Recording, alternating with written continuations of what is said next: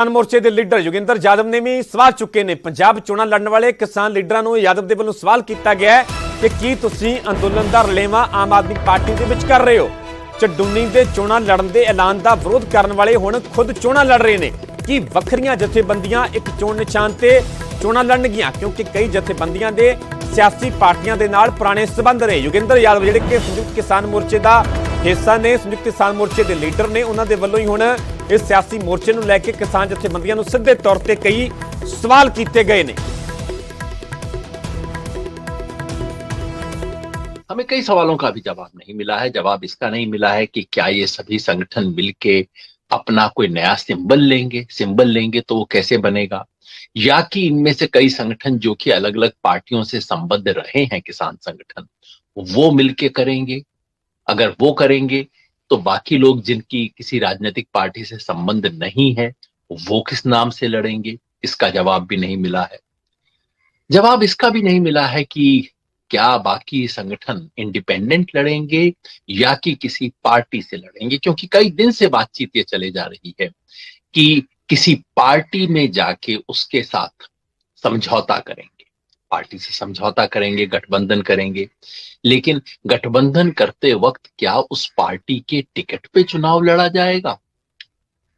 अगर टिकट पे चुनाव लड़ते हैं तो भाई फिर गठबंधन कैसा है? क्योंकि एक बार अगर आप किसी पार्टी के टिकट पे चुनाव लड़ लो तो देश के कानून के हिसाब से आप उस पार्टी के सदस्य हो और पार्टी के नेतृत्व के गुलाम हो। वो पार्टी अगले 5 साल तक जो जो आपको ऑर्डर करेगी वो आपको करना पड़ेगा। तो ये तो गठबंधन नहीं हुआ। इन सब सवालों का भी जवाब नहीं मिला है। उम्मीद है आने वाले कुछ दिनों में जवाब इसका मिलेगा। क्या हम सत्ता का चरित्र बदल पाएंगे? अगर आंदोलन आगे बढ़ता है, अगर हमारे मुद्दे आगे बढ़ते हैं और अगर सत्ता का चरित्र बदलने की गुंजाइश होती है तो जरूर चुनावी में हिस्सा लेके कैंडिडेट देके खड़ा होना चाहिए। लेकिन अगर नहीं होता तो इससे बचना चाहिए। दुधारी तलवार है, दोनों तरफ से काट सकती है। वक्त से पहले बिना तैयारी के गलत समय पे यदि आप चुनाव में उतर जाएंगे तो आप आंदोलन का फायदे के बजाय नुकसान कर सकते हैं। आंदोलन में चुनाव की बात आज पहली बार नहीं हुई है। पिछले 1 साल से मैं सब बातें सुन रहा हूं। गुरनाम चढ़ूनी जी ने काफी समय पहले बिल्कुल अपनी स्पष्ट बात कह दी थी। बाकी उनके बातों से मेरा मतभेद है, हो सकता है, लेकिन एक सिफत है जी उनकी कि वो बिल्कुल क्लियरली, ओपनली, पब्लिकली उन्होंने शुरू में कह दिया था जी हम तो पार्टी इलेक्शन लड़ेंगे, पार्टी बनाएंगे, बस हम इंतजार कर रहे हैं ये आंदोलन खत्म होने का। हमने इलेक्शन लड़ना है, पार्टी बनानी है, उन्होंने पहले दिन से कह रखा। उसके बारे में अलग अलग राय थी और मुझे ध्यान है पंजाब के संगठनों में कई जिन नेताओं को मैंने प्रेस कॉन्फ्रेंस में देखा वो सब तो उन दिनों कहते थे कि ये पार्टी की सोच कैसे सकते हैं, ये पॉलिटिक्स यहाँ पे करते हैं, हम इनको सजा देंगे। उनको सजा वजा भी दी गई थी इन सब चक्कर में। मुझे बड़ी हैरानी हुई कि गुरनाम सिंह को पार्टी बनाने के लिए सजा देने वाले लोग कल खुद वही घोषणा कर रहे थे। कई सबने, कुछ लोगों ने काम किया। अगर ये सारे मोर्चा की भूमिका सिर्फ इसकी भूमिका है कि अंततः आम आदमी पार्टी के साथ अलायंस किया जाए, और जैसे मैंने पूछा शुरू में भी, अलायंस का मतलब क्या होगा? अगर कोई पार्टी अलायंस करती है तब तो समझ आता है कि वो पार्टी अपने टिकट पे लड़ेगी, उसका अलायंस पार्टनर अपने टिकट पे लड़ेगा। दोनों ने अलायंस किया है, जैसे देश में कई जगह पे जैसे अकाली बीजेपी का हुआ करता था। लेकिन जिनकी पार्टी नहीं है और दूसरा जो पार्टी है उसका अलायंस कैसे होगा? किस सिंबल पे चुनाव लड़ा जाएगा?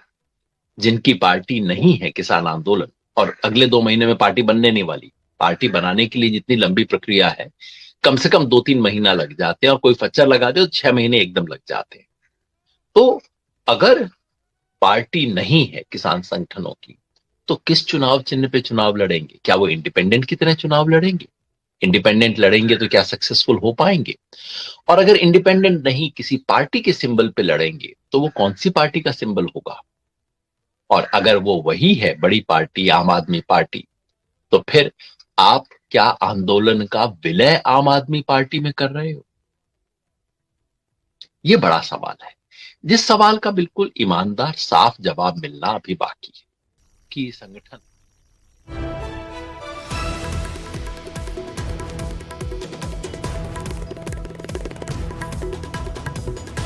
ਤੋ ਕਿਸਾਨਾਂ ਦੇ ਸਿਆਸੀ ਮੋਰਚੇ ਦੇ ਐਲਾਨ ਤੋਂ ਬਾਅਦ ਹੁਣ ਸਿਆਸਤ ਵੀ ਸੂਬੇ ਦੀ ਗਰਮਾਉਂਦੀ ਹੋਈ ਨਜ਼ਰ ਆ ਰਹੀ, ਜਿੱਥੇ ਕਿ ਵੱਖ-ਵੱਖ ਪਾਰਟੀਆਂ ਦੇ ਆਗੂਆਂ ਦੇ ਵੱਲੋਂ ਸਵਾਲ ਖੜੇ ਕੀਤੇ ਜਾ ਰਹੇ ਨੇ। ਉੱਥੇ ਸੰਯੁਕਤ ਕਿਸਾਨ ਮੋਰਚੇ ਦੇ ਲੀਡਰ ਯੋਗਿੰਦਰ ਯਾਦਵ ਨੇ ਕਿਸਾਨ ਜਥੇਬੰਦੀਆਂ ਦੇ ਇਸ ਫੈਸਲੇ ਦਾ ਸਿੱਧੇ ਤੌਰ ਤੇ ਵਿਰੋਧ ਕੀਤਾ ਹੈ ਤੇ ਕਈ ਤਰ੍ਹਾਂ ਦੇ ਸਵਾਲ ਖੜੇ ਕੀਤੇ ਨੇ।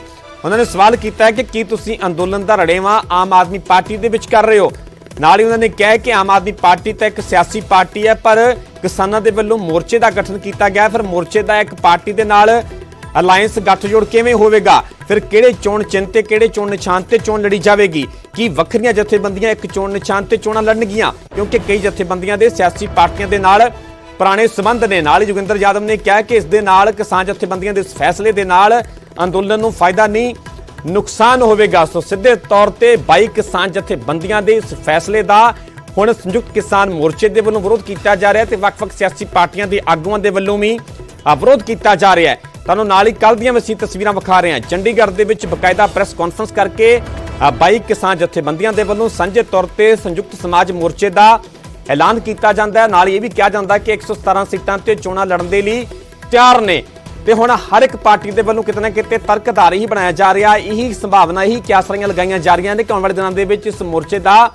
ਗੱਠਜੋੜ ਆਮ ਆਦਮੀ ਪਾਰਟੀ ਨਾਲ ਹੋਵੇਗਾ। ਹਾਲਾਂਕਿ ਫਿਲਹਾਲ ਸੰਯੁਕਤ ਸਮਾਜ ਮੋਰਚੇ ਦੇ ਆਗੂ ਇਹਨਾਂ ਖਬਰਾਂ ਦਾ ਅਜਿਹੀਆਂ ਸੰਭਾਵਨਾਵਾਂ ਦਾ ਖੰਡਨ ਕਰ ਰਹੇ ਨੇ, ਇਹਨਾਂ ਨੂੰ ਰੱਦ ਕਰ ਰਹੇ ਨੇ, ਪਰ ਹਰ ਪਾਰਟੀ ਦੇ ਵੱਲੋਂ ਹੁਣ ਜ਼ਿਕਰ ਆਮ ਆਦਮੀ ਪਾਰਟੀ ਨੂੰ ਲੈ ਕੇ ਕੀਤਾ ਜਾ ਰਿਹਾ। ਇਹੀ ਸੰਭਾਵਨਾਵਾਂ ਜਤਾਈਆਂ ਜਾ ਰਹੀਆਂ ਨੇ ਕਿ ਇਹਨਾਂ ਦਾ ਅਲਾਇੰਸ ਆਮ ਆਦਮੀ ਪਾਰਟੀ ਦੇ ਨਾਲ ਹੋਵੇਗਾ।